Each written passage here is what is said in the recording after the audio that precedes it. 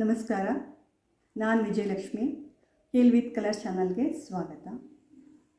ನಾನೀಗ ಅತಿ ಅವಶ್ಯಕತೆ ಇರುವ ಒಂದು ವಿಷಯದ ಬಗ್ಗೆ ಮಾತನಾಡಲಿಕ್ಕೆ ಬಂದಿದ್ದೇನೆ. ಅದು ಯಾವುದು ಗೊತ್ತಾ? ಇವಾಗ ಮಾರ್ಚ್ ತಿಂಗಳು ಯಾಕೆ ಅತಿ ಅವಶ್ಯಕತೆ? ನಿಮಗೆಲ್ಲ ಗೊತ್ತಿದ್ದ ವಿಷಯ ಅಲ್ವಾ? ಯಾವ ಮನೆಯಲ್ಲಿ ಮಕ್ಕಳು ಇರ್ತವೆ ಅವರಿಗೆ ಮಾರ್ಚ್ ತಿಂಗಳು ಅತಿ ಅವಶ್ಯಕತೆಯೇ. ಈಗೂ ನಿಮ್ಗೆ ಅರ್ಥ ಆಗಲಿಲ್ವಾ? ಮಾರ್ಚ್ ತಿಂಗಳಲ್ಲಿ ಮಕ್ಕಳಿಗೆ ಎಕ್ಸಾಮ್ ಇರುತ್ತಲ್ಲ, ಆ ಎಕ್ಸಾಮ್ಗಾಗಿ ನಾನು ನಿಮಗೆ ಮಕ್ಕಳಿಗೆ ಒಂದೆರಡು ಟಿಪ್ಸ್ಗಳನ್ನು ಹೇಳಲಿಕ್ಕೆ ಬಂದಿದ್ದೇನೆ. ಯಾವುದಂದರೆ, ಒಂದು ಕೈಯಲ್ಲಿ 5 ಬೆರಳುಗಳು ಹೇಗಿರ್ತಾವೋ ಹಾಗೆ ಮಕ್ಕಳಲ್ಲಿನೂ ಒಂದೇ ಥರ ಇರುವುದಿಲ್ಲ. 5 ಬೆರಳುಗಳಲ್ಲಿ ಒಂದು ದೊಡ್ಡದು ಒಂದು ಸಣ್ಣದು ಇರುತ್ತಲ್ಲ, ಹಾಗೆ ಮಕ್ಕಳಲ್ಲಿ ಒಂದೆರಡು ಮಕ್ಕಳು ಚೆನ್ನಾಗಿ ಓದಿ ಅಂಕಗಳನ್ನು ಪಡೀತಾರೆ. ಇನ್ನೊಂದಿಷ್ಟು ಮಕ್ಕಳು ಅವರಿಗೆ ಓದಲಿಕ್ಕಾಗೋದಿಲ್ಲ, ಅಂಕಗಳನ್ನು ಕಡಿಮೆ ತಗೊಳ್ತಾರೆ. ಅದಕ್ಕೆ ಯಾಕೆ ಅವ್ರಿಗೆ ಆಗುತ್ತೆ ಅಂತ ನಿಮಗೆ ಗೊತ್ತಾ ವಿಷಯ? ಮನುಷ್ಯನಲ್ಲಿ 5 ತತ್ವಗಳು ಮನುಷ್ಯರಲ್ಲಿ 5 ತತ್ವಗಳು ಸರಿ ಇದ್ದರೆ ಅವರು ಎಲ್ಲ ಮಕ್ಕಳಂತೆ ಅವರು ಚೆನ್ನಾಗಿ ಓದಿ ಮಾರ್ಕ್ಸ್ಗಳನ್ನು ಪಡೆಯುತ್ತಾರೆ. ಆದರೆ ಅವುಗಳಲ್ಲಿ ಯಾವುದಾದ್ರೂ ಒಂದು ತತ್ವಗಳು ಕಡಿಮೆ ಆಗಿದ್ದರೆ ಅವರಿಗೆ ಓದಲು ಆಸಕ್ತಿ ಬರುವುದಿಲ್ಲ. ಆಮೇಲೆ ಓದಿದರೂ ನೆನಪಿನ ಶಕ್ತಿ ಇರುವುದಿಲ್ಲ ಅವರಿಗೆ. ಆಮೇಲೆ ಅದನ್ನು ಓದಿದರೂ ಎಕ್ಸಾಮ್ ಟೈಮಲ್ಲಿ ಅವರಿಗೆ ಚೆನ್ನಾಗಿ ಓದಬೇಕು ಅನ್ನೋ ಧೈರ್ಯ ಇರುವುದಿಲ್ಲ. ಹಾಗಾಗಿ ಎಲ್ಲ ಮಕ್ಕಳಲ್ಲಿ ಒಂದೇ ಥರನಾದ ಒಂದು ಇದು ಇರೋದಿಲ್ಲ. ಹಾಗಾಗಿ ಆ ತತ್ವಗಳನ್ನು ನಾವು ಸರಿದೂಗಿಸಿದರೆ ಎಲ್ಲ ಮಕ್ಕಳು ಎಕ್ಸಾಮ್ ಚೆನ್ನಾಗಿ ಬರೆದು ಎಕ್ಸಾಮ್ಗಳನ್ನು ಚೆನ್ನಾಗಿ ಮಾಡಿ ಅಂಕಗಳನ್ನು ಜಾಸ್ತಿಗೆ ಪಡಿಬೋದು. ಹಾಗಾಗಿ ನಾವು ಯಾವ ಥರ ಮಕ್ಕಳಿಗೆ ನಾವು ತತ್ವಗಳನ್ನು ಬ್ಯಾಲೆನ್ಸ್ವಾಗಿ ಮಾಡಬೇಕು ಅಂತಂತಂದರೆ, ಈ 4 ಸ್ಕೆಚ್ ಪೆನ್. ಈ 4 ಸ್ಕೆಚ್ ಪೆನ್ ಅಂದರೆ 4 ತತ್ವಗಳನ್ನು ಇವು ರೆಪ್ರೆಸೆಂಟ್ ಮಾಡುತ್ತೆ.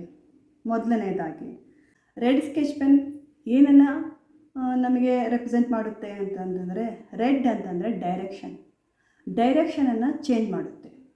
ಈಗ ಮಕ್ಕಳಿಗೆ ಓದುವ ಹವ್ಯಾಸನೇ ಇರುವುದಿಲ್ಲ ಮಕ್ಕಳಿಗೆ. ಆವಾಗ ನಮಗೆ ಓದಬೇಕನ್ನೋ ಆಸಕ್ತಿನೂ ಇರುವುದಿಲ್ಲ ಅವರಿಗೆ. ಅದನ್ನು ಯಾವ ಥರ ಚೇಂಜ್ ಮಾಡಬೇಕು?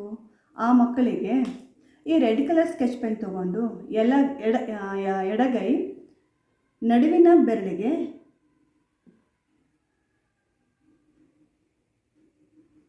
ಈ ಥರ ರೆಡ್ ಆಗಿ ಉಗುರಿನ ಕೆಳಗೆ ಹಚ್ಕೊಳ್ತಾ ಬಂದರೆ ಆ ಮಕ್ಕಳಿಗೆ ಡೈರೆಕ್ಷನ್ ಚೇಂಜ್ ಮಾಡುತ್ತೆ. ಎರಡನೇ ಕಲರ್ ಸ್ಕೈ ಬ್ಲೂ ಕಲರ್. ಈ ಸ್ಕೈ ಬ್ಲೂ ಕಲರ್ ಅಗ್ನಿತತ್ವವನ್ನು ಪ್ರೆಸೆಂಟ್ ಮಾಡುತ್ತೆ. ಅಗ್ನಿತತ್ವ ಅಂತಂದರೆ ತಿಳುವಳಿಕೆ. ಮಕ್ಕಳಿಗೆ ತಿಳುವಳಿಕೆ, ಈ ಕಲರನ್ನು ನಾವು ಯೂಸ್ ಮಾಡ್ತಾ ಬಂದರೆ ಮಕ್ಕಳಿಗೆ ತಿಳುವಳಿಕೆ ಜಾಸ್ತಿ ಆಗ್ತಾ ಬರುತ್ತೆ. ಈಗ ನಾನು ರೆಡ್ ಹಚ್ಚಿ ಡೈರೆಕ್ಷನ್ ತೋರಿಸಿದೆ, ನಾನು ಓದಬೇಕು ಅಂತಂದು. ಓದುವ ಆಸಕ್ತಿಯನ್ನು ಬರಲಿಕ್ಕೆ ತಿಳುವಳಿಕೆ ಬೇಕಲ್ಲ ಅವರಿಗೆ. ನಾನು ಏನು ಓದಿದರೆ ಚೆನ್ನಾಗಿ, ಏನು ಬಿಟ್ಟರೆ ಚೆನ್ನಾಗಿ, ನಾನು ಯಾವ ಥರ ಓದಬೇಕು ಅನ್ನೋ ತಿಳುವಳಿಕೆಯನ್ನು ಇದು ಸೂಚಿಸುತ್ತೆ. ಈ ಸ್ಕೆಚ್ ಪೆನ್ ತಗೊಂಡು ಎಡಗೈ ತೋರು ಬೆರಳಿನ ಉಗುರಿನ ಕೆಳಗೆ ಈ ಥರ ಹಚ್ಕೊಂಡ್ರೆ ಆ ಮಕ್ಕಳಿಗೆ ತಿಳುವಳಿಕೆ ಜಾಸ್ತಿ ಆಗ್ತಾ ಬರುತ್ತೆ. ನಂತರ 3ನೇದು ಆಕಾಶ ತತ್ವ.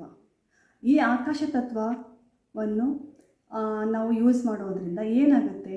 ಆಕಾಶ ತತ್ವ ವಿಶಾಲತೆಯನ್ನು ತೋರಿಸುತ್ತೆ.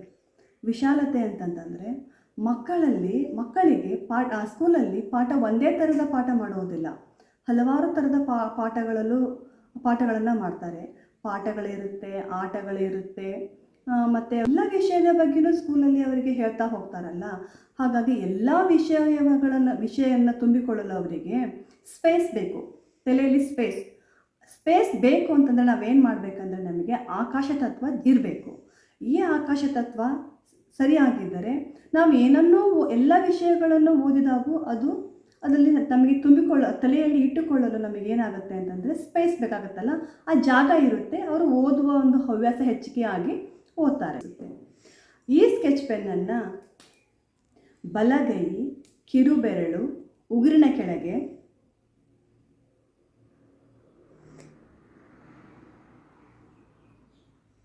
ಈ ಥರ ಹಚ್ಕೊಳ್ತಾ ಬಂದರೆ ಅವರಿಗೆ ಜಾಗ ಖಾಲಿಯಾಗಿ ಅವರಿಗೆ ಓದಿದ ವಿಷಯಗಳೆಲ್ಲ ಆ ಜಾಗದಲ್ಲಿ ಫಿಲಪ್ ಆಗುತ್ತೆ. ನೆಕ್ಸ್ಟ್ ಹಳದಿ ಸ್ಕೆಚ್ ಪೆನ್. ಹಳದಿ ಸ್ಕೆಚ್ ಪೆನ್ನು ಏನು ರೆಪ್ರೆಸೆಂಟ್ ಮಾಡುತ್ತೆ ಅಂತಂದರೆ ಭೂಮಿ ಅಂತಂದರೆ ಎಲ್ಲ ಹಿಡಿದಿಟ್ಟುಕೊಳ್ಳುವ ಶಕ್ತಿ ಇರುತ್ತೆ. ಹಾಗೆ ಈ ಹಳದಿ ಸ್ಕೆಚ್ ಪೆನ್ ನಾವು ಹಚ್ಕೊಳ್ತಾ ಬಂದರೆ ಮಕ್ಕಳಿಗೆ ಎಲ್ಲ ವಿಷಯದ ಬಗ್ಗೆ ನಾವು ಹೇಳಿರ್ತೇವಲ್ಲ ಅದನ್ನೆಲ್ಲ ಕ್ರೋಢೀಕರಣ ಮಾಡಿ ಹಿಡಿದಿಟ್ಟುಕೊಳ್ಳುವ ಶಕ್ತಿಯನ್ನು ತೋರಿಸುತ್ತೆ. ಈ ಸ್ಕೆಚ್ ಪೆನ್ನನ್ನು ನಾವು ಎಡಗೈ ಹೆಬ್ಬಟ್ಟಿನ ಉಗುರಿನ ಕೆಳಗೆ ನಾವು